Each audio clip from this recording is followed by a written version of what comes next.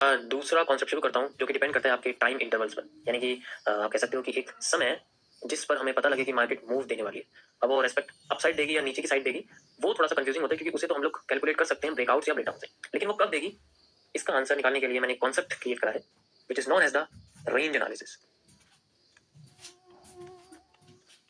ये आपके फेज 2 के अंदर आता है एमएमसी के। यहाँ मैं आपको मिक्स फेज बता रहा हूँ, जो मुझे सही लग रहा है मैंने उस तरीके से आपको यहाँ पर बताया, नॉट फेज वाइज। जो शुरुआत की वीडियोस हैं वो सारी आपकी नॉर्मल बेसिस पर है। अब यहाँ से थोड़ा सा एडवांस कॉन्सेप्ट यूज होता है। ये तभी यूज करिएगा जब आप एज एनालिस्ट के तौर पे अपने आपको अपॉर्चुनिटी देना चाहते हैं, not as a trading, but उसमें भी आप इसको यूज कर सकते हैं। मैं इसे काफी यूज करता हूँ एंड अभी तो फिलहाल के लिए थोड़े कुछ टाइम तक इसे आप शुरुआत में मत यूज करिएगा जब तक आप फेज 1 को अच्छे से क्लियर नहीं कर पाते, लेकिन आपने क्लियर कर लिया then you can go for it. Range analysis में क्या होता है, हम लोग ड्यूरेशन के हिसाब से फाइंड आउट करते हैं कि मार्केट किस तरीके से फ्लो करेगी, कब करेगी। तो हमें ये नहीं पता होता कि जो एक मोमेंटम है, जो एक ब्रेकआउट है, जो एक ब्रेकडाउन है, या फिर एक कंसोलिडेशन है, जिसे आप साइडवेज भी कहते हैं, ये सब कब आने वाला है? ब्रेकडाउन कब होगा, ब्रेकडाउन करके मोमेंटम कब आएगा, ब्रेकआउट कब होगा, ब्रेकआउट करके मोमेंटम कब आएगा, और अगर ये सब चीजें कर दी है तो फिर उसके बाद मार्केट कब रुकेगी, कंसोलिडेशन कब होगा, साइडवेज कब। तो इसी का रहता है। इन सब सवालों के जवाब आपको आज इसके अंदर मिलने वाले हैं। तो इसके अंदर हम लोग यूज करते हैं Gann box theory, which is also known as the Gann box. Means लोग एक ट्रेडिंग में का टूल यूज करते हैं जिसे हम लोग बोलते हैं Gann box. Like this you can see कि यहाँ पर ऊपर से थर्ड पोर्शन पर जैसे आप यहाँ जाओगे तो आपको लास्ट में ये गैन बॉक्स यहाँ नजर आएगा। So you can use this. इससे आपको मार्केट में इस तरीके से कुछ पोर्शन नजर आएंगे। मैंने इसको एडिट करा हुआ है, आप इसमें देख सकते हो। मैंने सिर्फ जो टाइम लेवल्स हैं वो सिर्फ 0.5 कर रखा है। टाइम लेवल्स का मतलब है कि जितना समय एक मार्केट को एक ट्रेंड को बनाने में लगता है, मार्केट को ट्रेंड बनाने में लगता है या फिर कंसोलिडेशन करते वक्त लगता है, तो मैं उसके 2 हिस्से कर देता हूँ, एक 0.5 और एक पूरा 1। बाकी ऊपर जो आप देख रहे हो ऊपर प्राइस लेवल है, जिनको फिबोनाची लेवल्स बोलते हैं, फिब लेवल्स आप कह सकते हैं। मैंने वो भी यहाँ पर बेसिकली लगाया। वैसे तो इनकी इतनी कोई जरूरत नहीं होती है, आप चाहे तो इनको हटा सकते हैं, ठीक है। मैं इतना ज्यादा इनको बेसिकली यूज नहीं करता हूँ, ठीक है। ये सबसे मैंने, क्योंकि अब आपको टाइम देखना है कि कितना हुआ कितना नहीं। सो यू कैन सी कि ये हमारे पास इस तरीके से काम करता है। This is the indicator. अब इसको यूज कैसे करते हैं गैन बॉक्स को? देखो जो टाइम एनालिसिस होता है ना वो आपकी सप्लाई डिमांड की तरह काम करता है। हम वॉल्यूम एनालिसिस के अंदर जनरली क्या करते हैं कि जैसे हमारी जो सप्लाई है वो हाफ हो जाती है, तो हमारी जो डिमांड है वो डबल हो जाती है। लॉजिकली हम लोग यही करते हैं, जब सप्लाई हाफ होती है तो डिमांड डबल हो जाती है। इसी चीज का इस्तेमाल हर जगह किया जाता है, इसी चीज का इस्तेमाल हर जगह किया जाता है। अब अगर यहाँ पर हमारे सामने सप्लाई डबल हो गई है तो आगे जाके जो डिमांड है वो आधी हो जाती है, सेम डिमांड के साथ होता है। अब ये कैसे हुआ, इस चीज को समझने के लिए आपको आना पड़ेगा गैन बॉक्स के। जब सप्लाई आधी थी फिर डिमांड डबल हो गई, तो इसका मतलब यह है कि जो पहले डिमांड थी वो खुद आधी थी, डिमांड एक्स थी, अब ये एक और आ गई तो डिमांड 2x हो गई, सिंपल एज दैट। तो एक्स में जितना टाइम लगा उसका 2 गुना टाइम अब डिमांड में लगने वाला है, तो यानी कि हमारा टाइम डबल हो गया। अगर यहाँ मैं आपसे बोलता हूँ कि 1 घंटे में एक स्ट्रक्चर बना था आधा, तो उसे पूरा बनने में कितना लगेगा, 2 घंटे लगेंगे। इसी तरीके से जब यहाँ पर एक स्ट्रक्चर बनने में 1 लगा था यानी कि 1x था, तो यहाँ आके वो 2 घंटा लगाएगा। तो अब हमें 2 घंटे लगा के रखना पड़ेगा कि 2 घंटे बाद हमें कंसोलिडेशन देखने को मिलेगा, क्योंकि डिमांड अगर क्रिएट हुई तो वो किसी पीनेट से क्रिएट हुई, पीनेट एक कंसोलिडेशन है, तो पीनेट के बाद जब डिमांड आएगी वहां हमें इतने टाइम बाद कंसोलिडेशन देखने को मिल सकता है। गैन बॉक्स थ्योरी के अंदर ये चीज होती है। इसको बहुत सिंपल कॉन्सेप्ट से, आपको बहुत सिंपल माइंडसेट से सॉल्व करना है, इसमें ज्यादा कॉम्प्लेक्सिटी नहीं लगानी होती। मैं आपको यहाँ करके दिखाता हूँ कैसे इसको यूज करते हैं। बिल्कुल पीछे चलते हैं और यहाँ पर हम लोग यहाँ दिखाता हूँ आपको। लाइक ये हमारे सामने लगा हुआ है, मैं इसको यहाँ से ऐसे हटा देता हूँ। Okay, so you can see कि मार्केट में हमें सप्लाई देखने को मिली, ठीक है, कोई प्रॉब्लम नहीं। सप्लाई यहाँ भी आई थी लेकिन सप्लाई डबल होगी, सप्लाई डबल होगी। उसका मतलब है कि सप्लाई ने इतना टाइम लिया तो ज्यादा टाइम लिया होगा, ऑब्वियस सी बात है। मेजर करके देखते क्या सप्लाई ने उतना टाइम लिया है जितना इसने लिया था उससे 2 गुना टाइम लिया है, क्योंकि अगर मैंने आपसे बोला कि सप्लाई हमारी यहाँ से यहाँ तक है तो ये सप्लाई में डबल हो गई है। लाइक दिस आप कह सकते हो, मतलब 1.5x होगी फिलहाल के लिए। हम इसको कंटिन्यू करते हैं, यू कैन सी करीब करीब डबल सी ही हम कह सकते हैं हो चुकी है, यहाँ तक आ चुकी है 1.5x। तो अब यहाँ पर जब सप्लाई इतनी ज्यादा हो चुकी है तो इसका मतलब है कि जितना टाइम सप्लाई ने लगाया था अपने आप को नीचे लाने के लिए, क्या उसने अपने आप को 2 गुना करा है या नहीं करा? We can see like this and we have this. Supply ने करीब करीब कह सकते हो कि अपना जो टाइम है वो 2 गुना करा तो है, लेकिन 2 से थोड़ा सा ज्यादा कर दिया। यानी कि सप्लाई को 2 गुना, सप्लाई को अपना मूव 2 गुना लाने के लिए टाइम को भी 2 गुना करना था, लेकिन उसने टाइम ज्यादा ले लिया। तो जब टाइम कोई भी ग्राफ अपनी उम्मीद से ज्यादा लेता है तो वो सप्लाई कमजोर हो जाती है। सबसे पहला क्वेश्चन ये याद रखना है कि अगर रेंज ज्यादा ले लेती है मार्केट, अगर कोई भी वॉल्यूम अपने आप को ज्यादा टाइम में लेके जाता है, जैसे मैंने आपसे बोला कि मेरे पास एक सप्लाई है वो आई है, ठीक है, मेरे पास एक सिंगल सप्लाई मेरे पास आई है लाइक 1 आवर में। उसके बाद मेरे पास दोबारा डिमांड आई, फिर सप्लाई आई, तो सप्लाई मेरी मैंने देखी थी, सप्लाई मेरी डबल हो गई, सप्लाई मेरी डबल हो गई। तो सप्लाई मेरी डबल हो गई तो मेरी जो सप्लाई है वो करीब 1 आवर से 2 आवर के बीच में ही होनी चाहिए। 1 घंटे से 2 घंटे के बीच में मेरी जो सप्लाई है वो पूरी की पूरी 2 गुना हो जानी चाहिए। अगर ज्यादा टाइम ले लिया, अगर मार्केट ने ज्यादा टाइम ले लिया तो इसका मतलब सप्लाई वीक हो गई है। सप्लाई वीक होगी तो अब वो ऊपर और नीचे नहीं जा सकती। तो अगर ज्यादा टाइम ले, जैसे इसने 2 घंटे से ज्यादा टाइम ले लिया, 3 घंटा ले लिया, 4 घंटा ले लिया, तो इट मींस है कि इसने अपनी सप्लाई को वीक कर दिया। क्योंकि इसका मतलब क्या हुआ कि मार्केट फास्ट नहीं आ रही, मार्केट स्लो आ रही है। तो स्लो मार्केट क्रिएट करती है बेंडिंग या फिर वीकनेस। ऐसे सबसे पहले रेंज से पता लगता है ट्रेंड की कमजोरी के बारे में। डबल होके भी वो कमजोर हो जाता है, और अगर ऐसा होता है तो वो ट्रेंड बाद में टूट जाता है। यू कैन सी इसने टाइम अपनी उम्मीद से ज्यादा ले लिया था। आप यहाँ देख सकते हो इसने 3 गुना टाइम ले लिया, उसके बाद जाके फिर ये जो है अपने पोर्शन पे पहुंची, तब भी 50% पे पहुंची, पूरा नहीं पहुंच पाई। अगर हम देखें तो इसी की वजह से ये जो सप्लाई है वो कमजोर होगी। सप्लाई कमजोर होगी तो डिमांड इसके ऊपर हावी होगी, और डिमांड अगर हावी होगी तो पूरी पूरी डिमांड इसके अंदर आ जाएगी एंड देन भी। तो इस तरीके से हमें बेसिकली पता लगता है रेंज के हिसाब से। मैंने तो कुछ अलग से मेजर करा नहीं, बस सप्लाई डिमांड आपको सप्लाई मेजर करके दिखाया, उसको टाइम के हिसाब से बताया कि पहले जितनी सप्लाई आई थी अब कितनी आई। यही सेम चीज आप डिमांड के साथ भी देख सकते हो।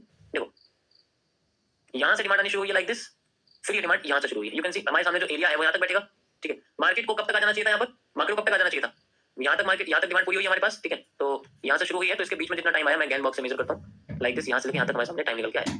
अब इसको लगाते हैं हम यहाँ पर। अब मार्केट में आप देख सकते हो इतने टाइम में मार्केट ने सिर्फ और सिर्फ अपना आधा पोर्शन ही यूज करा है, आधा पोर्शन करा। अब डिमांड भी कमजोर हो गई है तो सप्लाई आ गई उसके पास।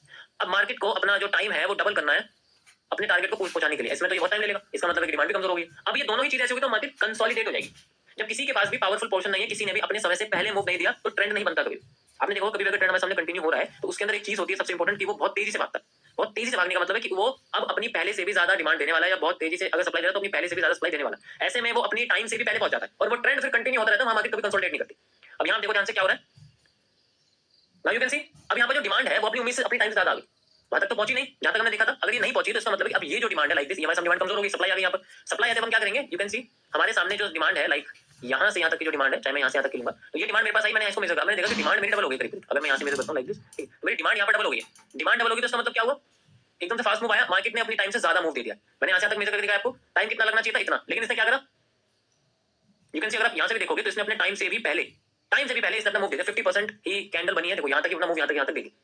ऐसे में क्या करती है, ऐसे में ट्रेंड बहुत तेजी से भागता है, और अगर जब ये चीज पूरी हो जाती है 50% से ज्यादा, then market tries to relocate itself and then फिर कंटिन्यू करना शुरू करती है। उसका अभी ट्रेंड हो जाता है, उसी डायरेक्शन का ट्रेंड हो जाता है। यू कैन सी अब ये बॉटम पे नहीं, अब ये धीरे धीरे ऊपर शिफ्ट हो रही है। इसको ध्यान से देखो, धीरे धीरे ऊपर शिफ्ट हो रही है, क्योंकि इसने अपने टाइम से पहले मूव दे दिया। तो अब ट्रेंड इसी का हो गया। यू कैन सी लो भी बना हुआ है, इसमें कोई प्रॉब्लम नहीं है, लो है क्योंकि थोड़ी रिट्रेसमेंट हुई, लेकिन फिर भी मार्केट अभी अपसाइड में फ्लो कर रही है। तो डायरेक्शन जो है वो चेंज हो जाती है जब अपने टाइम से पहले मूव आ जाता है। अगर अपने टाइम से मूव बहुत स्लो आया है तो इसका मतलब है कि अब यहाँ पर हमें ना तो पूरा का पूरा वॉल्यूम दिखेगा, जैसे सप्लाई के साथ हुआ। सप्लाई ने अपने टाइम से ज्यादा सप्लाई दी है, अपने टाइम से ज्यादा टाइम लिया है, उसे कम लेना चाहिए लेकिन उसने ज्यादा टाइम लिया। तो इसी की वजह से मार्केट में उसकी कंटिन्यूएशन नहीं हुई, वो ब्रेकआउट हो गया, ऊपर की साइड से मार्केट भाग गई, एंड तब डिमांड ने फायदा उठाया, डिमांड ने अपना टाइम कम कर दिया, और इसी वजह से मार्केट देखो ऊपर की साइड चल रही। अभी कंसोलिडेशन में थी और अब देखो कैसे भागी ऊपर, भागी ऊपर नहीं भागी। एक सिंगल कैरेक्टरिस्टिक्स है मार्केट में, रेंज एनालिसिस के बेसिस पे हम लोग फेवर कर सकते हैं। तो जैसे से ट्रेंड चलता रहेगा हमें यहाँ पर पता लगता रहेगा किसकी डायरेक्शन में होगी। तो इस तरीके से हम लोग बेसिकली फाइंड आउट करते हैं ट्रेंड की एक और कैरेक्टर को, जो वो टाइम के साथ रिलेट करता है। कि अगर टाइम ज्यादा लग गया तो ट्रेंड कमजोर ही होना है, ट्रेंड को कमजोर होना पड़ेगा।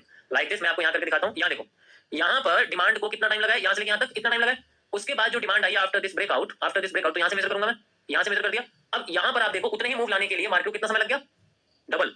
मार्केट ने अपना टाइम डबल ले लिया, अपना टाइम, कमजोर हो गई डिमांड तोड़ दी। अब इसके ऊपर जाने की हिम्मत नहीं है क्योंकि सप्लाई फास्ट आ गई है, सप्लाई अपने मूव से पहले आ चुकी है। आप यहाँ सप्लाई देख सकते हो। सप्लाई को मेजर करने के लिए हम क्या करेंगे, ये आपके सामने पीरियड बना हुआ है लाइक दिस, और फिर बाद में ये जो हमारे सामने पोर्शन बना हुआ है ये मैं सप्लाई की तरह यूज करूंगा। गैन बॉक्स में सप्लाई हम लोग ऐड करते हैं लाइक दिस, एंड अब यहाँ मेजर करके देखो सप्लाई अपने टाइम से भी, मतलब टाइम के बराबर आई है। टाइम से पहले भी नहीं करा, टाइम के बराबर आई है, लेकिन लेट तो नहीं हुई ना, उतनी टाइम में ज्यादा सप्लाई दे दी उसने। अब ट्रेंड किसका, सप्लाई का। यू कैन सी नाउ, आप खुद देख सकते हो ट्रेंड किसका, सप्लाई का।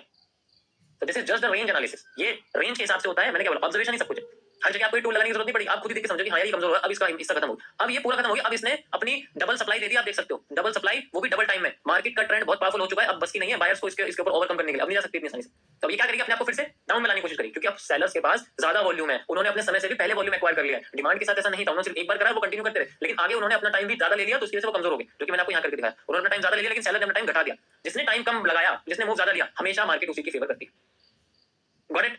आई थिंक यहाँ तक आपको समझ में आ गया होगा। आप देख सकते हो कितना बढ़िया पर मूव हमारे सामने निकल के आया सप्लाई के साथ। ओके, तो ये हमारे सामने पूरा का पूरा मूव है जो निकल के आया, and we can easily see like this, ये हमारे सामने पूरा का पूरा मूव निकल गया।